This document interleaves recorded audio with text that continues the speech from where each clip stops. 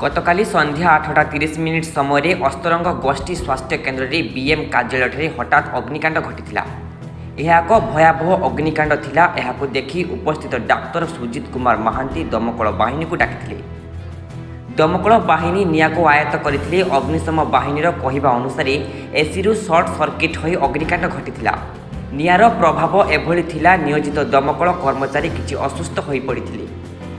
एही अग्निकांड AC on पाई होइथिला। तेबे प्रश्न उठुची जदि सरकारी कर्मचारी ऑफिस बंद करथिले ताहाले कोन पाई एसी ऑन थिला?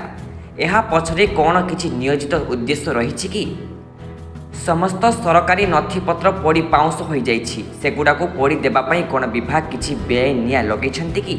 एहाकु नै एबे संदेह घनीभूत हेउछि। सबुठु आश्चर्यकर कथा एते बड़ घटना सत्वे कोन पाई गोष्ठी स्वास्थ्य केन्द्र अधिकारी घटनास्थल को आसिले नाही।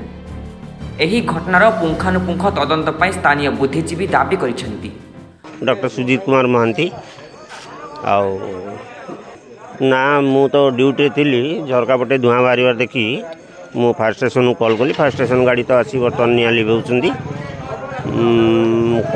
जना पड़ुची इलेक्ट्रिक फायर रे शॉक रे इलेक्ट्रिक करंट रे निआ लगिला भली जना पड़ुची। एटा होची प्रोग्राम यूनिट बीपीएम बाम बीडीएम कही पारिबिनी। मु तो नथिली, मु तो पीएससी जाइतिली ड्यूटी रे मु नथिली आज सीएससी रे। आउ इनक्वारी कौन होइछि कौन नहीं मु तो कही पारिबिनी। कर्मचारी राति रे कोड आसीबे कर्मचारी तांकर तो टाइम जानी सुनी की कहीं ऑफिस रे निया लगे। एसी ऑन नथिला तो एसी ऑन अछि बा फायर स्टेशन वाला कहउछन। अच्छा घर तो बंद थिला आपण केमि जानले ऑन नाही बोली? एसी निया लागिछि, एसी ऑन थिला। कारण मु जहाँ फोन कली बर्तमान आमर बीपीएम बीडीएम को से कहया कथा हम आसवा पूर्व सब इलेक्ट्रिक स्विच ऑफ करथिलु। कहीं किए निया लगे कौन पाई? इनक्वारी कौन इनक्वारी तो मुझे जाननी। इनक्वारी तो किसी आज आसी ना। निश्चित इनक्वारी हवा दरकार ना केमती कौन है कौन नहीं अग्निकांड केमती घटी घटिला। सर्ट सर्किट रु एसी रे निया लागिकी से डॉक्यूमेंट सब पड़ी जाइए। आम देखिलु आसिक निया जलुला निया लिभेलु। कारण कौन आम ब्लॉक प्रोग्राम के ऑफिसर जो गुरुत्वपूर्ण कागजपत्र संपूर्ण भाव में जलिक नष्ट हो समस्ते किंतु ये जहाँ आशा कर किसी कारण ता पछरे थाई पारे।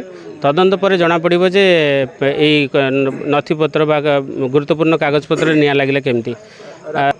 एसी लगी हाईस्कोपिंग पिला माने मु पहुँचला बेलू से निया लिभाई चेष्टा करते। आम फायर वाला को फोन करूँ। फायर गाड़ी आसी पहुँचला से पचारे जना पड़ो कि एसी चलूला कि बंद थी। मुझे ना मु तो शुणा पाँच कि आज किसी इन्स्पेक्शन बा काली गतकाली आसी तेणु से भी हो पारे ताकू आम आशा करें कि न भी हो पारे बोली मु कहबी कि यहाँ निश्चिंत भाव में तदंत दि जाऊ, गुरुत्व दि जाऊ। आउ विशेषकर आमर जो मेडिकल ऑफिसर अच्छी तांकर भी अनेक दिन ये होगलानी चेंज करागले भल हो भावुँ। अस्तरंगरू Snehalata Mahanty report, Kalinga today live.